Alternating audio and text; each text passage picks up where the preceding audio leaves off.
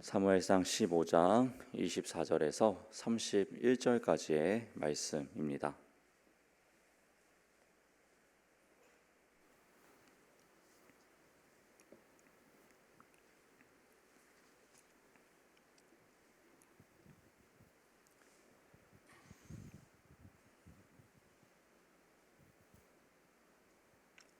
사무엘상 15장 24절에서 31절까지의 말씀, 저와 여러분 한 절씩 교독하며 말씀 보도록 하겠습니다.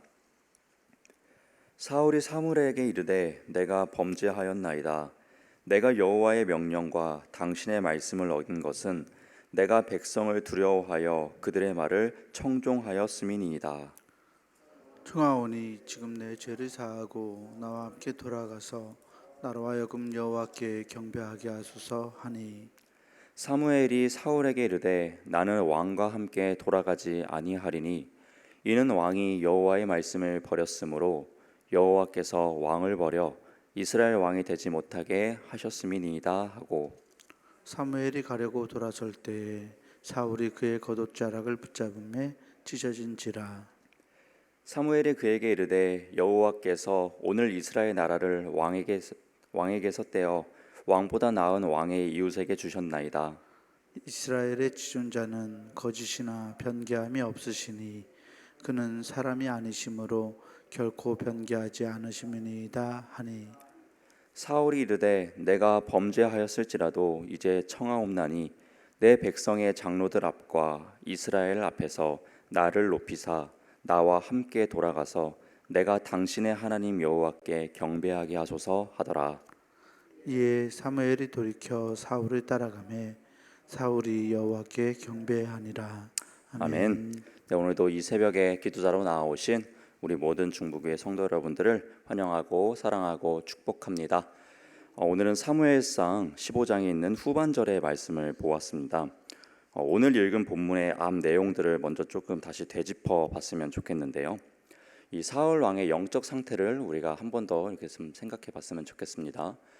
그는 하나님의 음성을 이렇게 듣지 못하고 올바른 것을 분별하지 못하는 그런 영적인 상태를 가지고 있었습니다. 하나님의 음성을 듣지 못하는 그에게 하나님께서는 이 사무엘 선지자를 이 사울 왕 그에게 보내주십니다. 그리하여서 하나님은 계속해서 기회를 주시고 긍휼과 자비하심을 베풀어 주시면서 그에게 한 가지의 사명을 또 부여해 줍니다. 그것은 바로 아말렉, 그 하나님의 구원의 사역을 회방했던 그들을 다 진멸하라라는 이러한 명령을 사무엘을 통해서 사울에게 전달을 해 줍니다. 그러나 안타깝게도 이 사울 왕은 하나님께서 주셨던 그 기회조차 날려버리게 됩니다.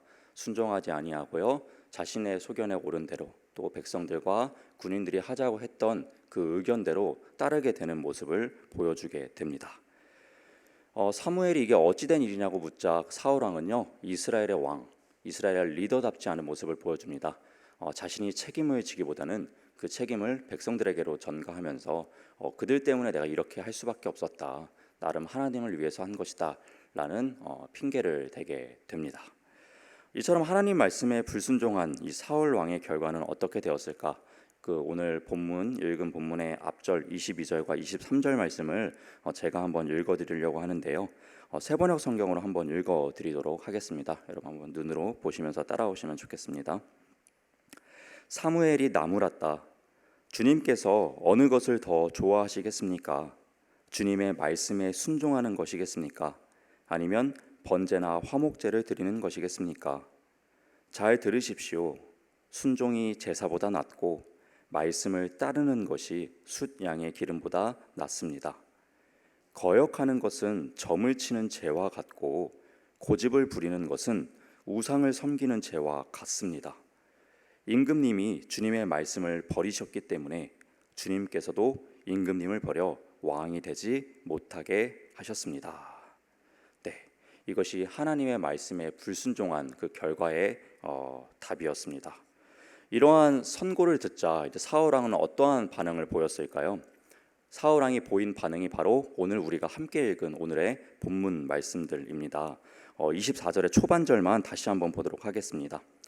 24절 초반절을 보면요, 사울이 사무엘에게 이르되 내가 범죄하였나이다 라고 자신이 죄를 지었다라고 사무엘 앞에서 시인하게 됩니다.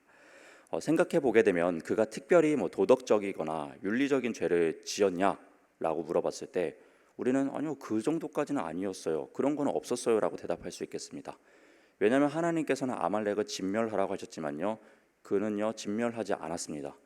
오히려 자비를 베풀어주고 뭔가 긍휼을 베풀어준 것 같은 그러한 모습으로 보여집니다. 그러나 여러분, 성경에서 말하고 있는 이 죄의 기준은요 굉장히 명확합니다. 우리가 감옥에 갈 만한 죄를 짓고 안 짓고 이런 것을 떠나서 하나님의 말씀에 순종하고 안 하고에 따라서 그 죄의 유무가 결정되고 있다라는 것입니다. 사울 왕은 그가 자비를 베푼 모습 같고 크게 도덕적으로 윤리적으로 잘못된 모습인 것 같지는 않지만 그의 삶의 그러한 선택은, 그가 행했던 행동은요 하나님의 말씀에 불순종했기 때문에, 하나님의 말씀에 불순종했다면 그것은 죄가 될 수밖에 없었던 것이죠. 그리하여서 이 사울 왕은 자신의 죄를 인정하고요, 이 사무엘 앞에서 자신이 범죄를 지었다라고 이야기를 하고 있습니다. 그런데 우리가 여기서 생각해 볼 부분이 있습니다. 여러분이 만약에 하나님 앞에 죄를 짓고 하나님의 말씀에 불순종했다면은 우리는 어떠한 모습으로 하나님 앞에 나아갑니까? 생각해 보게 되면요, 하나님 앞에 회개하며 나아갑니다. 하나님, 연약한 제가 또 주님 앞에 죄를 지었습니다. 남들이 모르는 죄조차도 하나님 앞에 가지고 와서 우리의 마음에 거리낌이 있다면 그것을 하나님께 내어놓고 무릎 꿇고 회개의 기도하지 않습니까? 마찬가지로 사울 왕이 하나님 앞에 말씀에 불순종한 죄를 지었다면요, 그는 하나님 앞에 회개했어야만 합니다. 그러나 그는 하나님 앞에 나아가서요, 하나님 앞에 무릎 꿇고요, 자신의 행동을 자백하면서 회개하지 않았다라는 것입니다. 오히려 하나님께 받아야 할 용서를요, 사무엘에게 이 죄를 사해 달라고, 사무엘에게 용서를 해달라고, 사무엘, 당신이 하신 말씀을 어겨서 죄송하다라고 이야기를 하는 것이죠. 그것이 본문 25절 말씀인데요, 또 25절 초반절 말씀만 제가 읽도록 하겠습니다. 청하오니 지금 내 죄를 사하고. 사울 왕이 사무엘에게 청합니다. 지금 내 죄를 사하여 달라고 말입니다. 이 죄 사함을 요청합니다. 그가 하나님 앞에 죄 사함을 요청하는 것이 아니고요, 사무엘에게 죄 사함을 요청합니다. 죄는 하나님께 지어놓고요, 이 사무엘에게 뭔가 죄진 듯한 그런 느낌을 그는 받았던 것 같습니다. 왜 그랬을까요? 이 30절 말씀을 보면은 우리는 이 사울 왕의 현재의 마음의 상태와 그의 의도를 좀 명확하게 알 수가 있겠는데요, 이 30절 말씀 또한 제가 세번역 성경으로 한번 읽어드리도록 하겠습니다. 여러분 한번 이 자막을 보시면서 따라가 보시면 좋겠습니다. 사울이 간청하였다. 내가 죄를 지었습니다. 그러나 나의 백성 이스라엘과 백성의 장로들 앞에서 제발 나의 체면을 세워주시기 바랍니다. 나와 함께 가셔서 내가 예언자께서 섬기는 주 하나님께 경배할 수 있도록 하여 주십시오. 여러분, 제가 빨간색으로 이렇게 표시를 해놨는데요, 그의 의도가 분명하게 나오고 있습니다. 이 자신의 체면을 유지하는 수단으로 이 제사를 드리고자 하고요, 이 사무엘이라는 이런 종교적 권위를 이용해서요, 이 자신의 정치적인 권위를 다시 한번 세우고자 하는 모습을 우리는 발견할 수가 있습니다. 즉 사울은 하나님의 말씀을 불순종한 상태인데 사무엘의 말을 듣지 않았다라고 생각을 하고 있고요, 하나님과의 관계가 단절된 상태인데 백성과의 관계가 더 회복되어야 된다, 사무엘과의 관계가 회복되어야 된다라는 생각을 가지고 있다라는 것입니다. 뭔가 주객이 전도된 그러한 그의 영적 상태를 우리는 오늘 본문을 통해서 발견할 수 있습니다. 보이지 않는 하나님과의 관계보다 보여지는 그러한 백성들과의 관계, 보여지는 사무엘과의 관계를 더욱더 중요시한 그를 발견하면서요, 반면교사 3을 또 우리의 모습들을 또 이 본문 말씀을 통해서 이야기해주고 있는 것만 같습니다. 바라기는 오늘의 이 말씀들을 우리의 삶 속에 적용할 수 있는 그런 놀라운 깨닫는 은혜가 있기를 간절히 소망해 봅니다.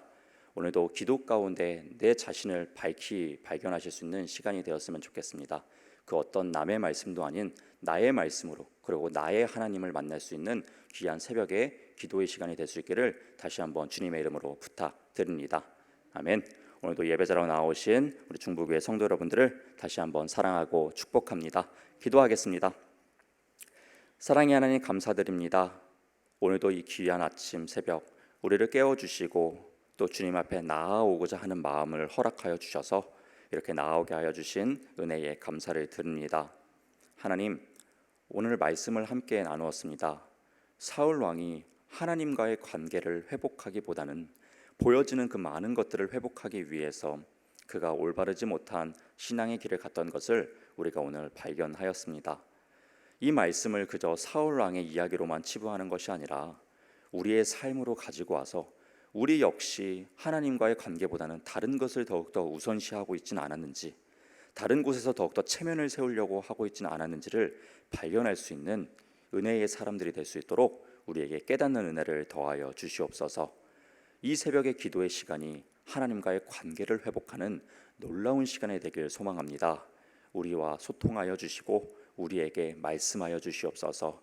주님의 종들이 여기 모였사오니 주님의 종들에게 말씀하여 주시옵소서. 오늘도 주님의 말씀 듣고 세상으로 나아가길 소망합니다.